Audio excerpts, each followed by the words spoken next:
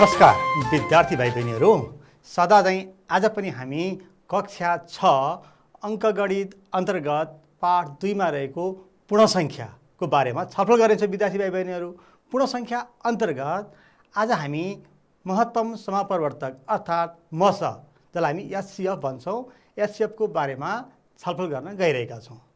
विद्यार्थी भाइ बहिनीहरू, आज मसको बारेमा छलफल गर्नुभन्दा अगाडि यहाँभन्दा अघिल्ला कक्षामा पढेका कुराहरूको बारेमा थोरै स्मरण गराउन चाहन्छु है त। विद्यार्थी भाइ बहिनीहरू, यहाँलाई पक्कै पनि थाहा छ है, पूर्ण संख्या भनेको के होला? एकपल्ट सम्झनुस् त, पूर्ण संख्या भनेको के होला? हो, पक्कै पनि पूर्ण संख्या अर्थात् होल नम्बर भनेको चाहिँ शून्य सहितको प्राकृतिक संख्याहरूको समूहलाई हामी के भन्छौँ त भन्दा पूर्ण संख्या भन्दछौँ। पूर्ण संख्या शून्यबाट सुरु भई अनन्तसम्म जान्छ। पूर्ण संख्याको समूहलाई अङ्ग्रेजी वर्णमालाको ठुलो अक्षर W ले जनाइन्छ।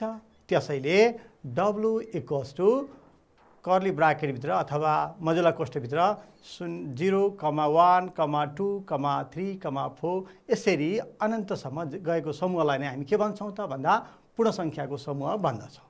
विद्यार्थी भाइ बहिनीहरू, हामीले गुणनखण्ड भनेको के हो अर्थात् फ्याक्टर भनेको के हो हामीले पढिसकेका छौँ। पक्कै पनि यहाँहरूलाई याद छ होला। एकपल्ट सम्झनुस् त, गुणनखण्ड अर्थात् फ्याक्टर भनेको के हो? ल सम्झनुस् त। हो, गुणनखण्ड भनेको के त भन्दा कुनै पनि संख्यालाई निशेष भाग जाने संख्याहरूलाई उक्त संख्याको के भनिन्छ त भन्दा गुणनखण्ड भनिन्छ। हेर्नुहोस् है, कुनै पनि संख्यालाई चाहिँ निशेष भाग जाने संख्याहरूलाई उक्त संख्याको के भनिन्छ? गुणनखण्ड भनिन्छ। कुनै पनि संख्याको गुणनखण्ड कम्तीमा पनि, हेर्नुहोस् है, कम्तीमा पनि 1 र सोही संख्या हुन्छ। अब 1 र सोही संख्या हुने भनेको चाहिँ ऋण संख्या भयो हो भने संयुक्त संख्यामा त 1 र उही बाहेक अरूले पनि निशेष भाग जान्छ। याद छ नि है, बुझिहाल्नु भयो गुणनखण्ड भनेको।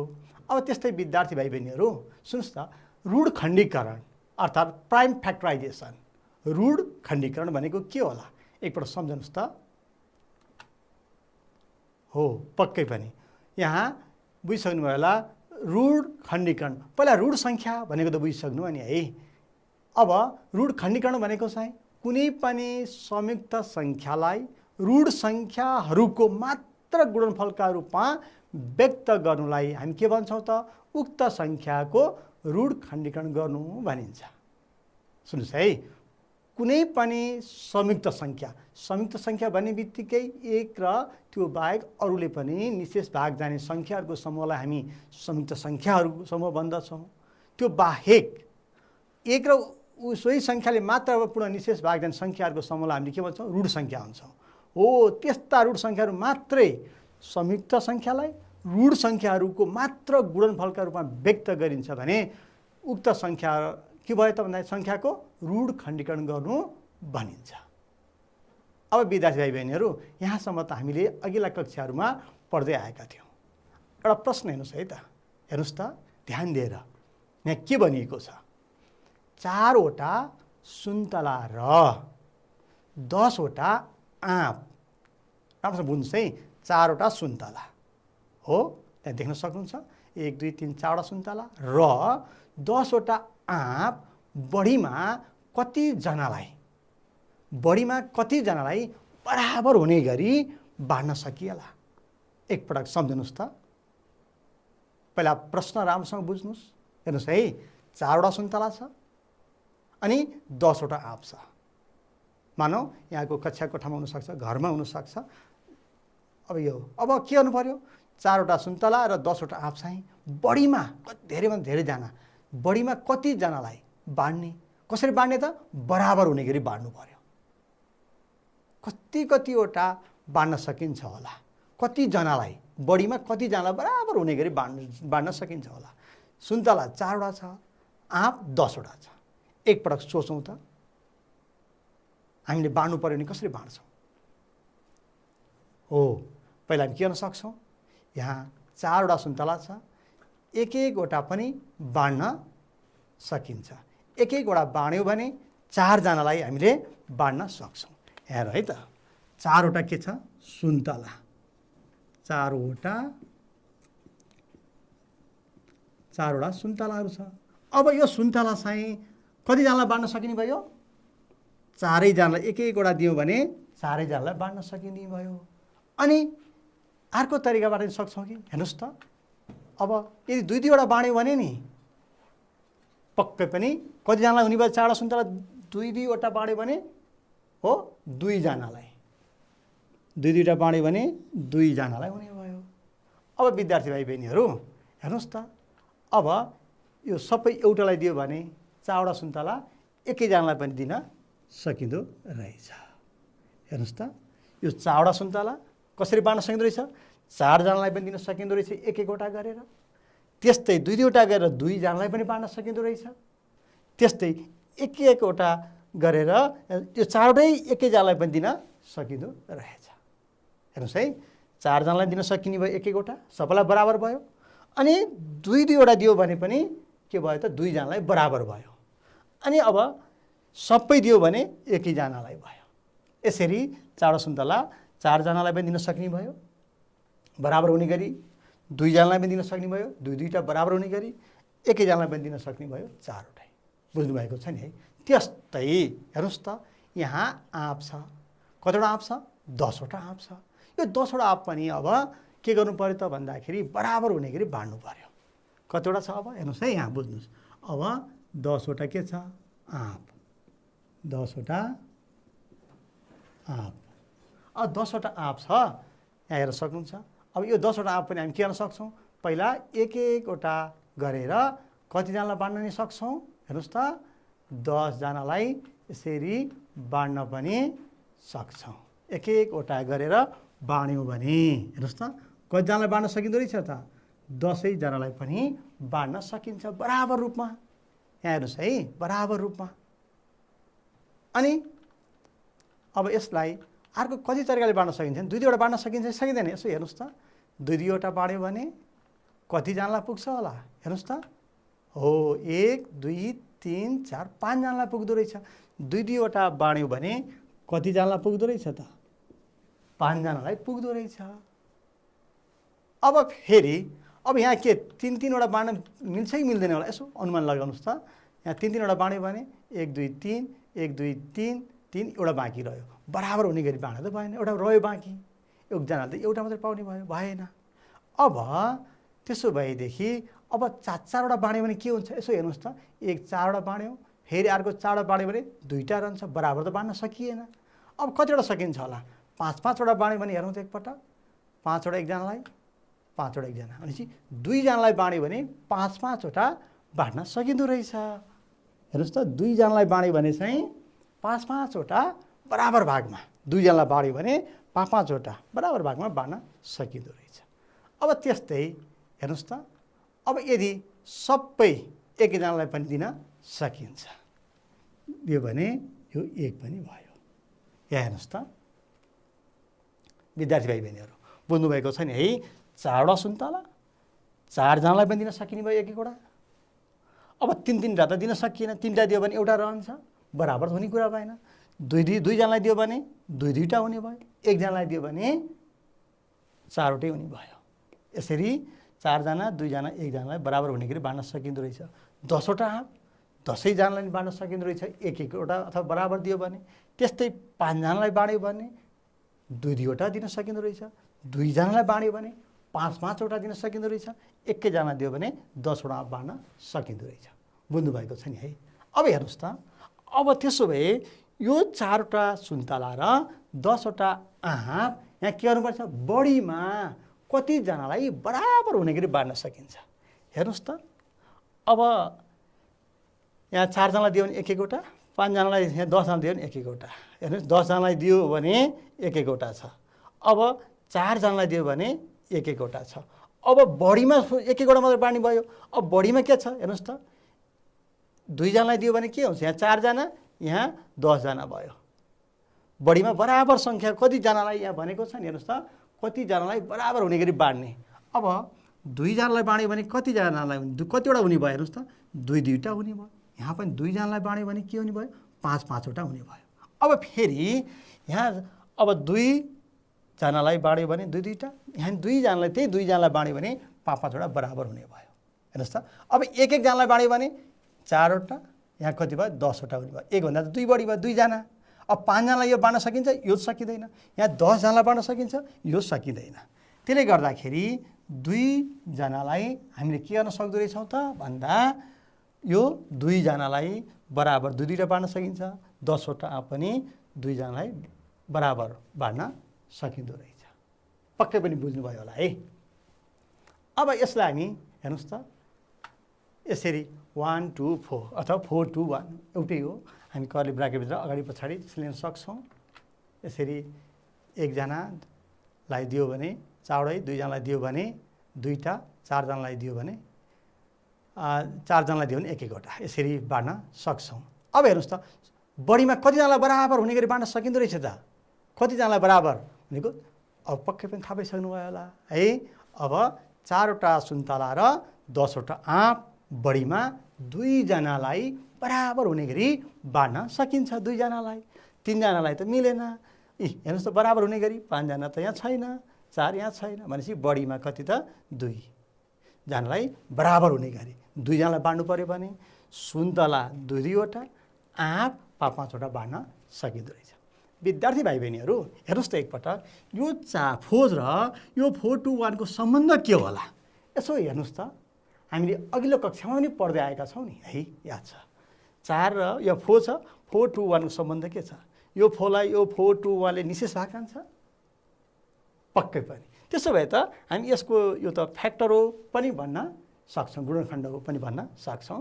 त्यस्तै 10 छ, यो 10 10 छ, 10लाई हेर्नुहोस् त 10ले पनि जान्छ निशेष, 5ले पनि जाने भयो, 2ले 1ले भनेपछि यो पनि फ्याक्टरहरू रहेछ। हामी किन भन्दाखेरि अघिल्लो कक्षामा त पढिसकेका छौँ, याद छ नि है। अनि 2जनालाई हेर्नुहोस् त यो फ्याक्टरमा कमन कुन छ हेर्नुहोस् त 1 र 2, 1 र 2 छ कमन। यो 2टा कमनमा चाहिँ हाइजेस्ट के छ त 2 2 छ भनेपछि यो 4वटा सुन्तला र 10वटा आँप बढीमा 2जनालाई बराबर हुने गरी के गर्न सकिन्छ त बाँड्न सकिन्छ। पक्कै पनि बुझ्नुभयो होला है। अब हेर्नुहोस् त यसबाट हामी अब महत्तम समापवर्तक अर्थात् मस हाइजेस्ट कमन फ्याक्टर भन्छौँ। के हो त मस अर्थात् महत्तम समापवर्तक भनेको के हो त? यसको शाब्दिक अर्थ एकपटक हेरौँ है त के हुँदो रहेछ। हेर्नुहोस् त महत्तम समापवर्तक अर्थात् मस भनेको यहाँ 2टा महत्तम र समापवर्तक मिलेर बनेको छ। महत्तम भनेको सबभन्दा ठुलो, बुझ्नुहोस् है। महत्तम भनेको के रहेछ त सबभन्दा ठुलो, र समापवर्तक भनेको निशेष भाग जाने सङ्ख्या। भनेपछि सबभन्दा ठुलो निशेष भाग जाने दिएका सङ्ख्याहरूलाई निशेष भाग जाने सबभन्दा ठुलो सङ्ख्यालाई हामी के भन्दा रहेछौँ त मस अर्थात् महत्तम समापवर्तक भन्दछौँ। पक्कै पनि बुझ्नुभयो होला है। महत्तम भनेको चाहिँ सबभन्दा ठुलो हाइजेस्ट, अनि निशेष भाग जाने सङ्ख्या भनेको के हो त फ्याक्टर हो, गुणनखण्ड।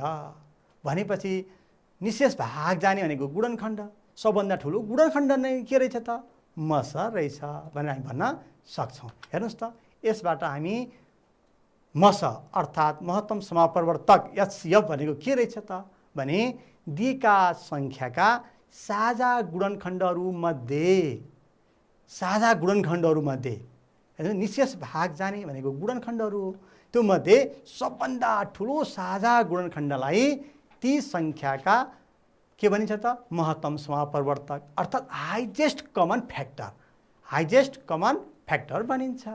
बुझ्नुभयो नि है।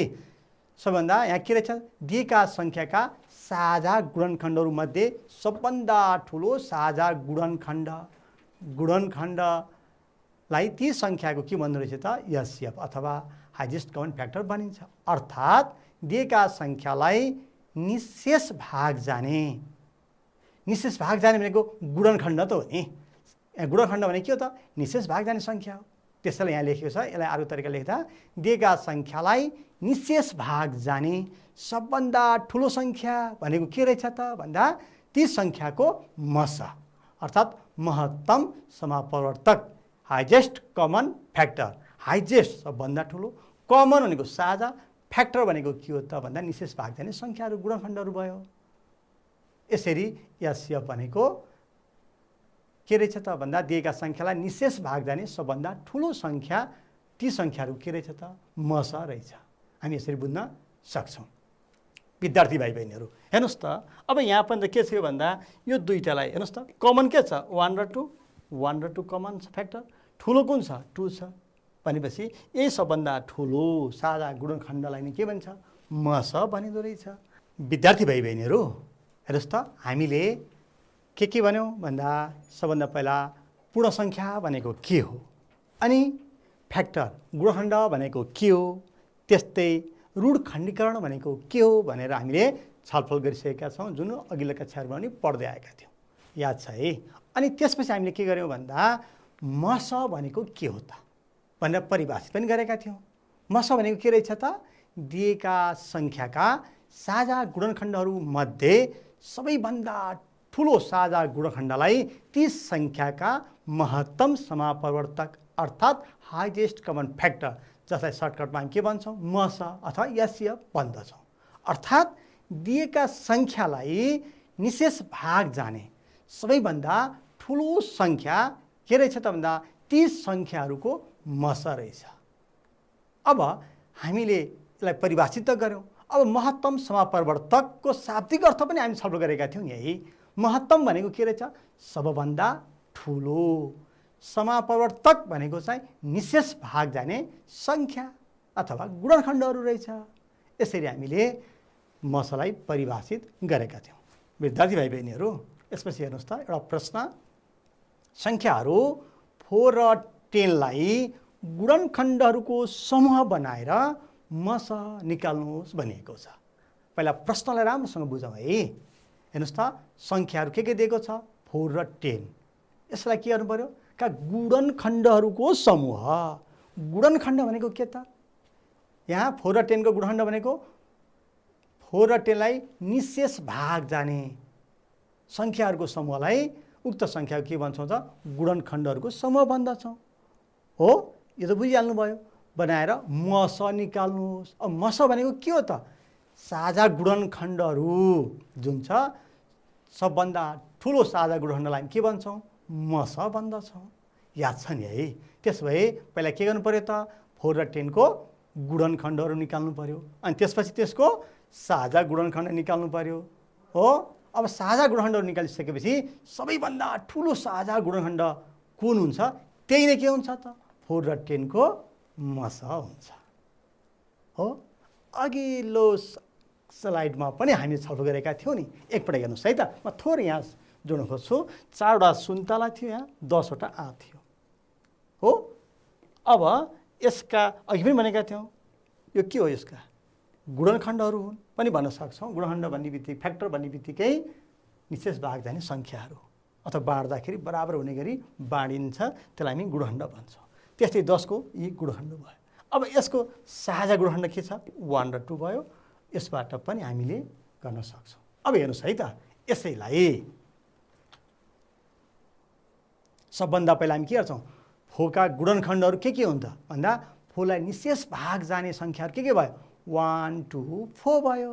त्यस्तै 10 का गुणनखण्डहरूको समूह के भयो त 1 2 5 10 भयो। अब यहाँ साझा गुणनखण्डहरू हेर्नुहोस् त के भयो त 1 2 1 2 साझा गुणनखण्ड भयो।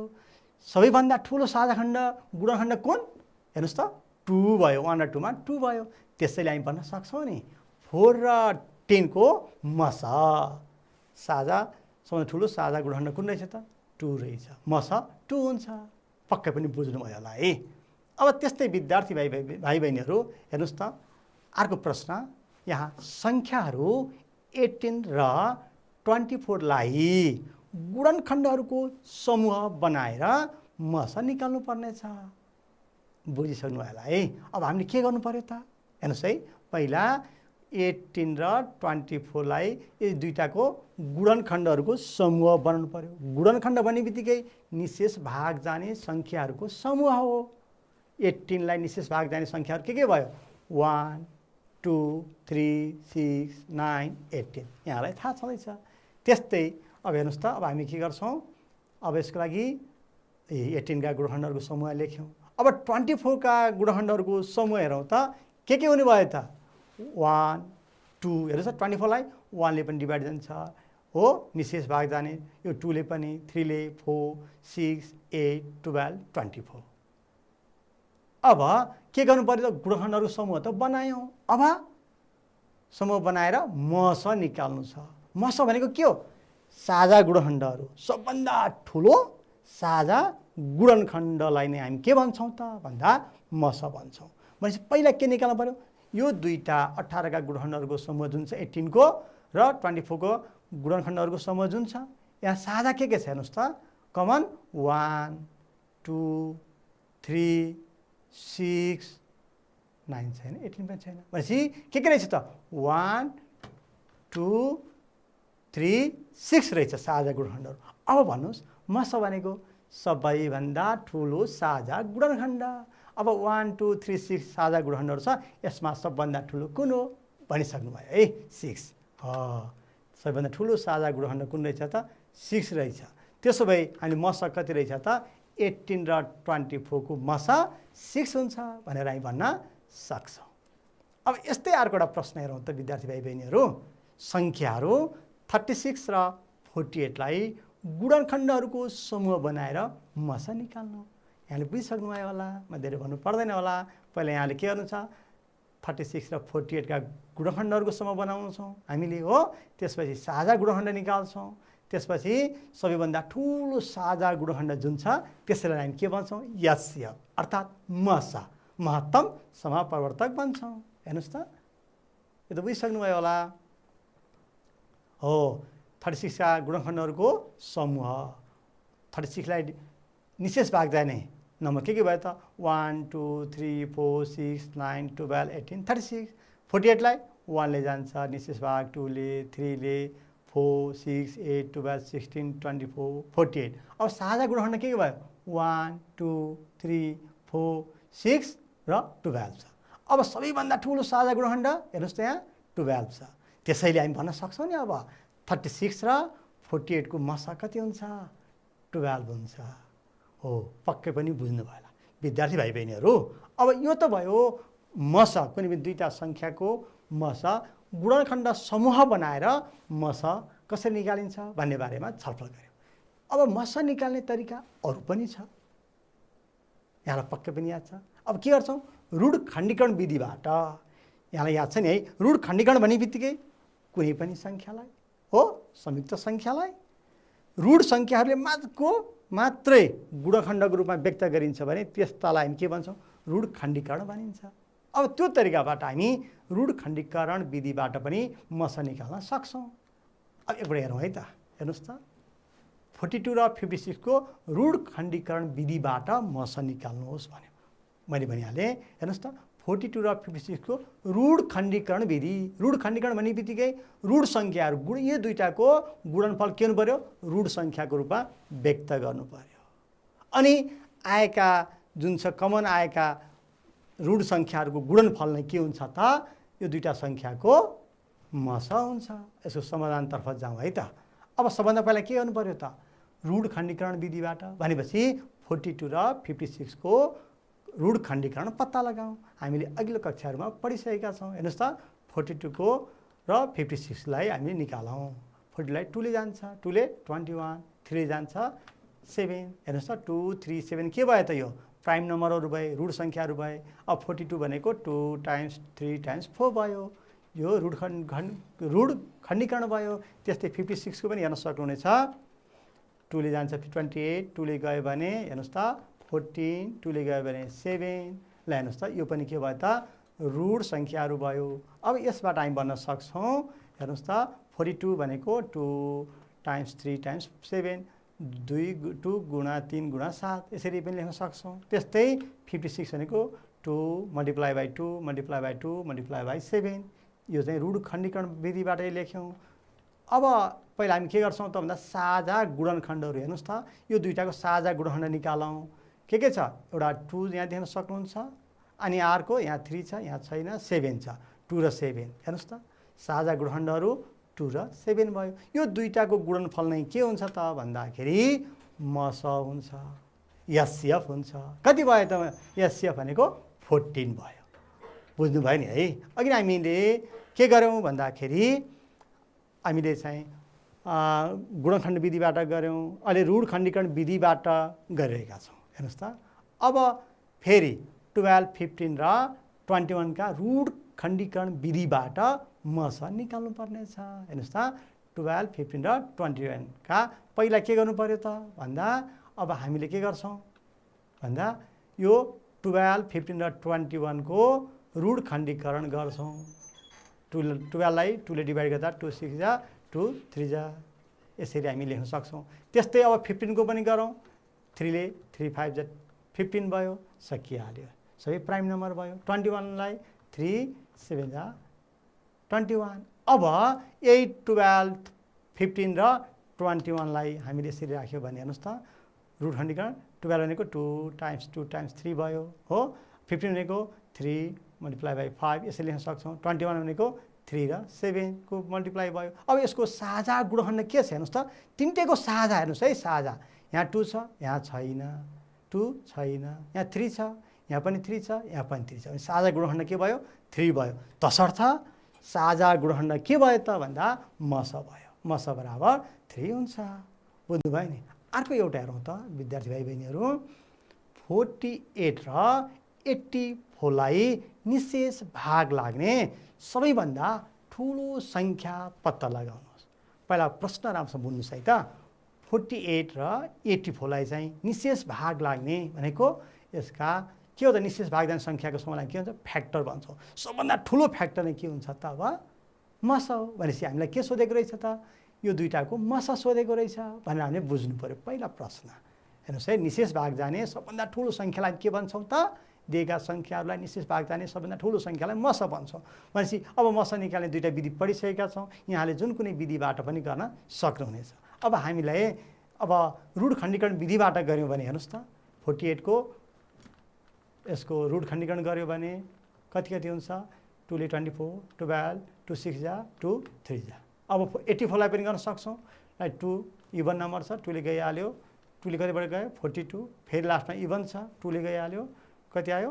21। अब 21 लाई कति हुन्छ? 3 ले 3 7 जा 21। अब यसलाई गुणनखण्ड रूढ गुणनखण्ड विधिमा यसरी देखायौँ। गरिसकेपछि 48 भनेको 2 टाइम्स 2 टाइम्स 2 2 इन्टु 3 यसरी लेख्न सक्छौँ। अब 84 लाई हामीले हेर्नुहोस् त 2 multiply by 2 multiply by 3 multiply by 7 यसरी लेख्न सक्छौँ। अब के गर्नु पर्यो? साझा गुणनखण्ड हेर्नुहोस् त 2 2 2 छैन 3 हो। कति कति हुनुभयो त साझा गुणनखण्डहरू? 2 मल्टिप्लाई बाई 2 मल्टिप्लाई बाई 3 भनेको कति भयो त भन्दा मस। साझा गुणनखण्ड नै मस हो। भनेपछि 2 2 जा 4 3 जा 12 हुन्छ। तसर्थ 48 र 84 लाई निशेष भाग लाग्ने सबैभन्दा ठुलो सङ्ख्या कति रहेछ त? 12 रहेछ। बुझ्नुभएको छ नि है। अब अर्को प्रश्न हेरौँ त। 16, 24 र 40 लाई निशेष भाग लाग्ने सबैभन्दा ठुलो सङ्ख्या, दिएका सङ्ख्यालाई निशेष भाग लाग्ने सबैभन्दा ठुलो सङ्ख्या भनेको मस हो। भनेपछि अब हामीले के गर्छौँ त भन्दा सबभन्दा पहिला अब 16, 24 र 40 को रूढ गुणनखण्ड विधिबाट गऱ्यो भने यसका प्राइम फ्याक्टरहरू निकालौँ। 16 लाई कतिबाट जा? 2 8 जा 2 4 जा 2 2 जा हो। अब त्यस्तै 40 लाई हेर्नुहोस् त 24 लाई 2 12 जा 2 6 जा 2 3 जा भइहाल्यो। अब 40 लाई गऱ्यो भने 2 20 जा 2 10 2 5 जा। हामीले त प्राइम फ्याक्टराइजेसन गरिसकेका छौँ। अब यसलाई 16 भनेको 2 multiply by 2 multiply by 2 multiply by 2 यसरी लेख्न सक्छौँ यसको आधारबाट। त्यस्तै 24 लाई पनि हेर्नुहोस् त 2 multiply by 2 multiply by 2 into 3 भयो। त्यस्तै 40 भनेको पनि 2 multiply by 2 multiply by 2 multiply by 5 यसरी मल्टिप्लाई गर्नु भने यही सङ्ख्याहरू आउँछ। अब के गर्नु पऱ्यो? साझा गुणनखण्ड हेर्नुहोस् त 2 छ, 2 पनि छ, अर्को 2 पनि छ हो। तिनवटा 2 इन्टु 2 इन्टु 2 हुने रहेछ। 2 मल्टिप्लाई बाई 2 मल्टिप्लाई बाई 2 भनेको 8। यो 8 के भयो त भन्दा मस भयो। विद्यार्थी भाइ बहिनीहरू, आज हामीले मसको बारेमा छलफल गऱ्यौँ। अब यति गरिसकेपछि हेर्नुहोस् त, अब यहाँ केही कुराहरू म यहाँ सोध्न गइरहेको छु। हेर्नुहोस् है त, तलका तथ्य ठिक छ भने ठिक भन्नु होला, बेठिक भए बेठिक भन्नु होला है त। अब हेर्नुहोस् त, रुट सङ्ख्याको एउटा मात्र गुणखण्ड हुन्छ हो त, हो कि होइन ल भन्नुहोस् त। पहिला रुट सङ्ख्या भनेको के हो, प्राइम नम्बर भनेको के थाहा छ नि? भनेपछि यो ठिक कि बेठिक? रुट सङ्ख्याको एउटा मात्र गुणखण्ड। अघि नै भनिसक्यौँ, रुट सङ्ख्यालाई एक र सोही सङ्ख्याले मात्र निशेष भाग जान्छ। भनेपछि गुणखण्ड कतिवटा भयो कम्तीमा पनि? दुईवटा हुन्छ, एक र सोही सङ्ख्या हुन्छ। भनेपछि यो ठिक कि बेठिक? हो, यो बेठिक भयो। विद्यार्थी भाइ बहिनीहरू हेर्नु त, सङ्ख्याहरू 25 र 45 का सबैभन्दा ठुलो साझा गुणखण्ड 5 हो अरे। हेर्नुहोस् त, साझा गुणखण्ड। अब गुणखण्डको समूह बनाउन सक्नुहुन्छ नि होइन? अब हेर्नु 5 हो कि होइन? हेर्नुहोस् त, 5 ले 2टा डिभाइड जान्छ, योभन्दा ठुलो जान्छ? जाँदैन। हो, यो के भयो? ठिक। अब दिएका सङ्ख्याहरूलाई निशेष भाग जाने सबैभन्दा सानो सङ्ख्या मस हो। एकपटक रिकल गर्नुहोस् त, हामीले परिभाषा पनि पढेका थियौँ नि, दिएका सङ्ख्यालाई निशेष भाग जाने सबैभन्दा ठुलो, तर यहाँ के छ? सानो। भनेपछि यो ठिक कि बेठिक? बेठिक। ल त विद्यार्थी भाइ बहिनीहरू, आज हामीले मस भनेको के हो अनि मसलाई हामीले साझा गुणखण्डको समूह बनाएर पनि गर्न सकिँदो रहेछ भने अर्को रुट खण्डीकरण विधिबाट पनि गर्न सकिन्छ भन्ने बारेमा छलफल गऱ्यौँ। विद्यार्थी भाइ बहिनीहरू, यहाँले पनि अभ्यासमा दिएका प्रश्नहरू गर्दै गर्नुहोला। यति भन्दै आज कक्षाबाट म बिदा हुन्छु। नमस्कार।